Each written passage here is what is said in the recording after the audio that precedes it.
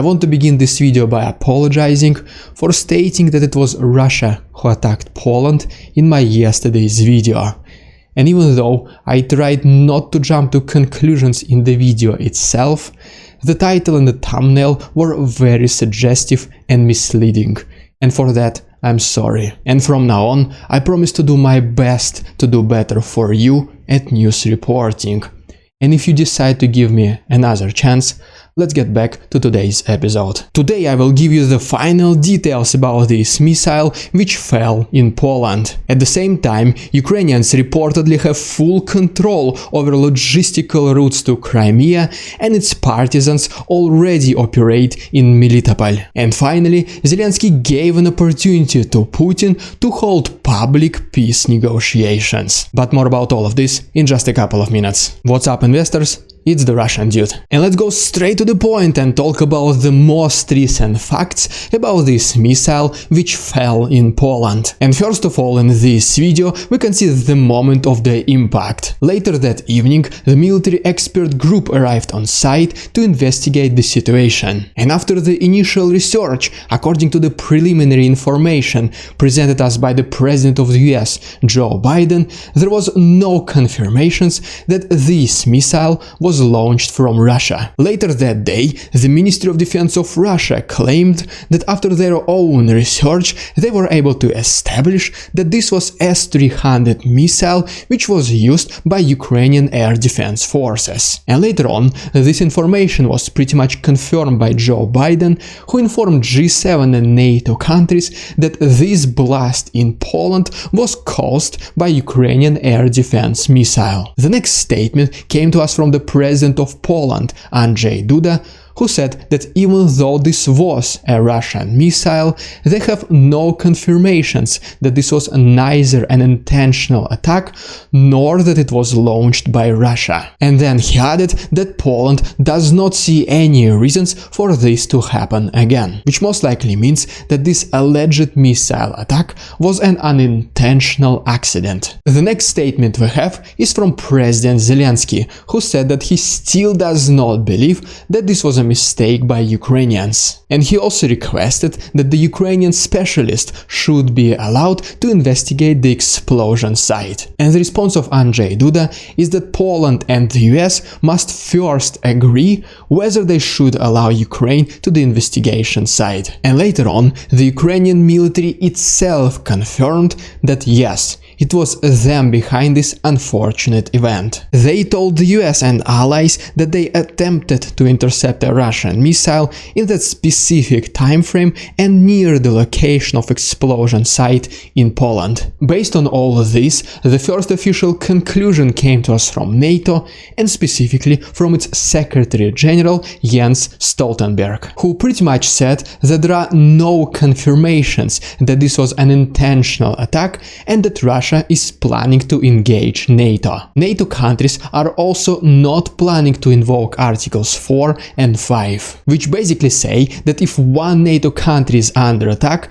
the rest of the alliance must help this country. And ultimately, he stated that additional air defense systems should be brought to the eastern border of Poland. And the second official conclusion came to us from the National Security Council of the United States. First of all, they concluded is that they see nothing that contradicts Polish preliminary assessment that this explosion was most likely the result of a Ukrainian air defense missile that unfortunately landed in Poland. And then they added that the party that should be held responsible for this event should be Russia, who attacked Ukraine, who had all the rights to defend itself. As for now, these are all the publicly available facts that I have right now. And if there are any significant changes, I'll make sure to report on them as well. And if you want to stay updated on this rapidly developing situation, please consider liking this video and subscribing to my channel. Alright, and now let's really quickly see some most recent footage. And the first video comes to us from Kherson city,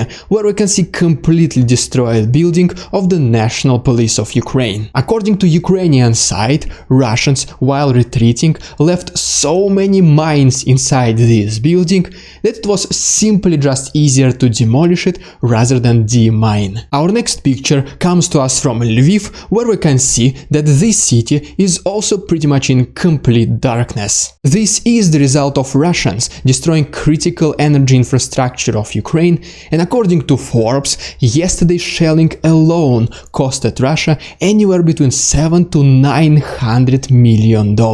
And just like I mentioned in my previous video, which is now confirmed by the Institute for the Study of War, Russia is most likely almost out of missiles. I mean, Russia already had a very low supply of them, and yesterday it was estimated that they launched approximately 100 missiles and drones. And as you can see from this picture, this is the comparison between mass shellings on October 10th and November 15th. It is estimated that Russia launched 84 missiles in October versus 96 missiles in November. But the biggest difference is that Ukraine was able to intercept 43 of them in October, which represents approximately 50%, and 77 missiles in November, which is almost 80%. So it pretty much confirms how much better Ukraine air defense system became with the arrival of NASAMS and IRIS-T. The next picture comes to us from Rivne region, specifically from the border